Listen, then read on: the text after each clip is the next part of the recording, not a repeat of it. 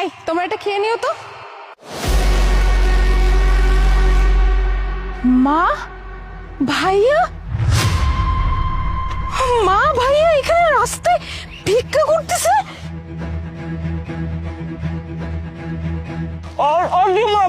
আমি খামো। আইসা ম্যাডাম, এই মায়ে তো এটা খায়া ফেলাইছে, এটা হয়ে গেছে, আপনি খাইতে পারবেন না, নিতেও পারবেন না। না না, আমার আমার কিছু লাগবে না। আপনার মাকে আরো কিছু খাবে? তাহলে চলুন আমি কিনে দেই। না না ম্যাডাম, লাগবো না। আপনি একটা রুটি দিচ্ছেন, এটা আমার মায়ের জন্য হয়ে যাইব, আমার না খাইলেও চলবো, আমার মায়ে খাইছে তো, লাগবো না, আমাকে কিছু লাগবো না। কিছু মনে করবেন না, মানে আপনাকে আর আপনার মাকে দেখে মনে হচ্ছে না যে আপনারা আসলে ভিখারি। আপনাদেরকে দেখে মনে হচ্ছে যে আপনারা কোনো ভালো পরিবারের। আমাকে একটু বলবেন ভাইয়া যে আপনার মার এই অবস্থা কি করে হলো, বা আপনার এইখানে এই অবস্থায় কেন? ম্যাডাম, সে অনেক বড় ঘটনা, থাক গা, এটি না, আপনি কি করবেন? আপনি রুটি দিচ্ছেন, এই জন্য আপনার অনেক ধন্যবাদ।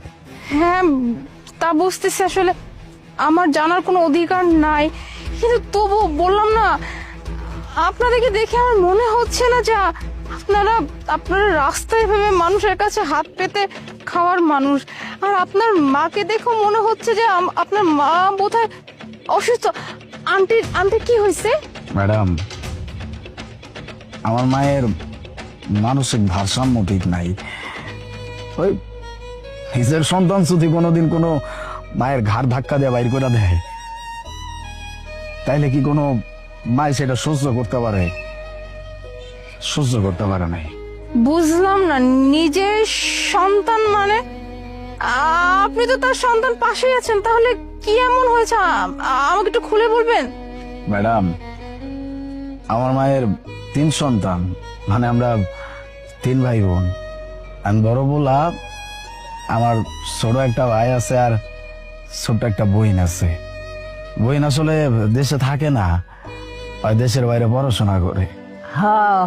আমি আমার মাইয়া এমনি করে গেছে, আমার লিগে কত কিছু লইব না, তোমারে কিন্তু দিমু, আর ওরে না দিমু না, তো আমার কেবল শুধু মারে, আমি ওরে কিন্তু দিমু না, আমি তোমারে দিমু, তুমি খাইবা, তোমারও দিমু। আমার মাইয়া অনেক টাকা লইব, এত বড় গাড়ি আনবো, আমি উঠমু, তুমি উঠবা? আচ্ছা আমি উঠমু।